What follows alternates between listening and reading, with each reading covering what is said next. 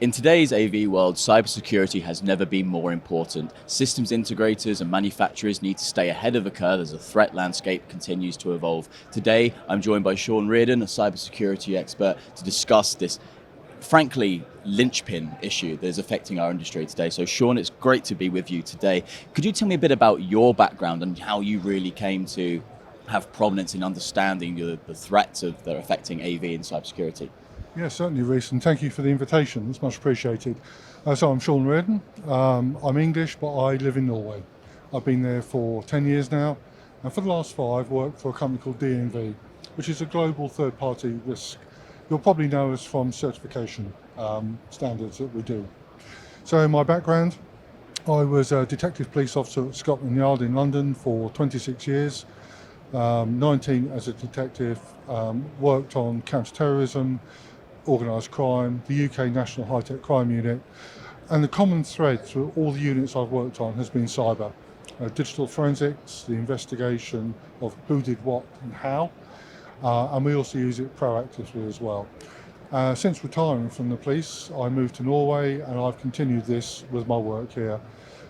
My day job is predominantly industrial cybersecurity, so maritime, oil rigs, manufacturing, but I've been doing this a long time, so audit, IT, so a pretty comprehensive background. Absolutely, and you have seen the threat landscape evolve over the years, and I think everyone can agree that the risk from cyber has become so much more sophisticated now. It's not just spotty hackers in their bedrooms as we may have thought about it 20, 25 years ago. We're talking, in some cases, about state actors. We're talking about the use of AI and even beyond to infiltrate even the most secured or believed to be secured systems. Have you seen that threat landscape evolve in the past few years? Yes, I totally agree with this. So back in the day, as they say, we were involved in cyber operations, lawful operations, and it was so much easier. There was no understanding in industry about the vulnerabilities they were facing. However, fast forward to today, and we have a situation where every part of your life has a cyber element. From the clothes you're wearing, the stitching, the logistics, the delivery, design, it's all got a cyber element. In fact, I challenge you to name me one part of your life that doesn't have a cyber element at some stage. It's impossible. It's just impossible. So, and businesses, and the efficiency gains that have happened have been phenomenal throughout the use of cyber, IT, OT as well. And with opportunity comes vulnerability. And in today's competitive landscape, there's always a rush to be first to market, bring out a new product. And quite often the security is an afterthought, whereas we advocate secure design lifecycle. Think about security right at the very beginning. AI, you mentioned, is absolutely transformative. I don't think we have any idea about where we're going to be in 5 years' time. Quantum computing as well. The effect on the AV industry will be substantial, particularly in terms of your revenue and your business, unless you start planning for it now. We've reached a point now where it seems that cybersecurity in the world of AV is no longer an add-on. It's absolutely essential to every project that we're working on in the business. And with that, I think also comes the risk of skills gaps, because we previously talked about separate IT and AV departments, which sometimes do not talk to each other in the best way. How do we address that? Yeah, that's an interesting one. The last figure I saw was there was a skills gap generally in cybersecurity of about 2 million people globally. The universities are doing their best at designing courses, turning out qualified people, but it's experience. And it will take a while, obviously, for those people to build up, to get the experience. It's also complicated by the fact that boards think they have to be technical to understand it. Now, I do a lot of leadership training for crisis management for executive leadership teams on major multinational companies, and invariably, on the introduction, 1 or 2 will put their hand up and say, I don't know anything about cyber. And I go, good, because you shouldn't. You're a strategic thinker. Also, it's complicated. People think cyber and computing is complex. And yes, I'm sure the mathematics are. I don't understand them. But the practicalities of it can be complicated. But if you step back and think, what is cybersecurity risk? And cybersecurity risk is really quite simple. It's business risk. And that's why, as you say, it's been escalated up to board level now. And for a company to have a successful cybersecurity stance, they must have somebody at the very top with board level authority championing their efforts. Without a tone at the top, it will not happen. It will fail, money will fail, an incident will occur. Adding to that, protection is one thing, but I'm a firm believer that it will happen. It's not a question of if, it's when. So you should plan your resilience and your business continuity probably to your first step.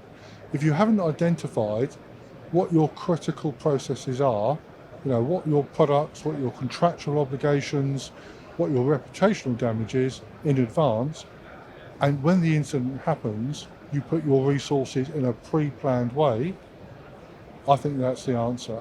In fact, I have been asked on many occasions, if I had £1 million, where would I put my money? And I often say, well, probably 40 to 50% to protection, but the rest of it in recovery, because it's going to happen.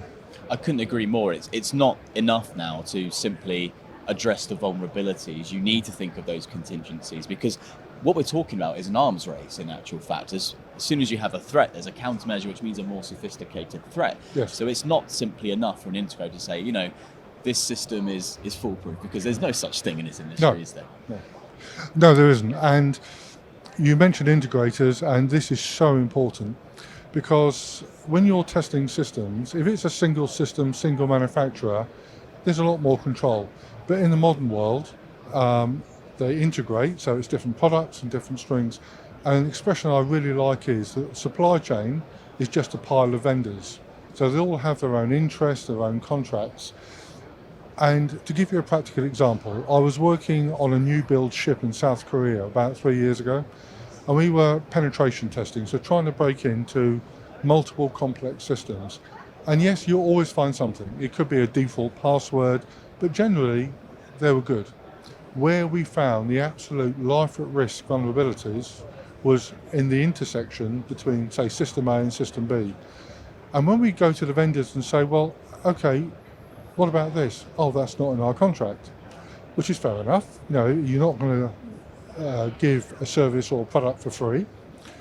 But the asset owner, the top of the tree, it wasn't until they contacted us and we said, well, you need to do holistic. So we penetration tested each of the 4 systems that were main systems, and then we looked at the interfaces. So the lesson to be learned from there for all integrators is you are responsible once you've bought those products. Make sure that the strength of one product doesn't inadvertently exploit the vulnerability in another. And this is a bit of a wake-up call for integrators, because, it's a competitive market, we get that. But with the regulation as it's going at the moment, particularly in the NIS2 world, and this is European law to do with critical and essential industries, things like health, power, financial services. If you are the top of the tree and you're within the scope, those rules apply to you. If you are part of the supply chain, it also applies to you. And there's legal liability, reputational, and at the end of the day, it's your business. And the integrators have really got to understand what they're selling into. If it's an IT network, you may have a concept called zero trust. Now, zero trust isn't about people, it's about one machine trusting another. And in the old days, on a network, they all trusted. However, these days, with a correctly implemented zero trust policy, one machine doesn't trust anything. So you have to authenticate every single time. In the industrial world, it's different. So what you do, you assess the security level required for each component and you group them. So for instance, if it was the canteen light, it might be a security level 0. If it's the propulsion system on a ship, it could be an SL3 or 4. So what you do is you group these together, either logically or physically, and you put the design around the perimeter. Now, if you have AV going into OT, you've got to get it right. Because if you're a weak point of entry into a critical system, think of the liability and the outcomes. it just goes to show how important it is in this industry to work with partners and have a more holistic understanding of the products, the systems and the manufacturers you're working with and who the manufacturers are working with too, to have this understanding. So it's no longer enough just to be an independent silo anymore. You have to have that cohesive approach. Otherwise, you're going to be left in the dust and probably going to be caught short. So Shaun, thank you so much for your time. Appreciate it. That's my pleasure, Rhys. Thank you.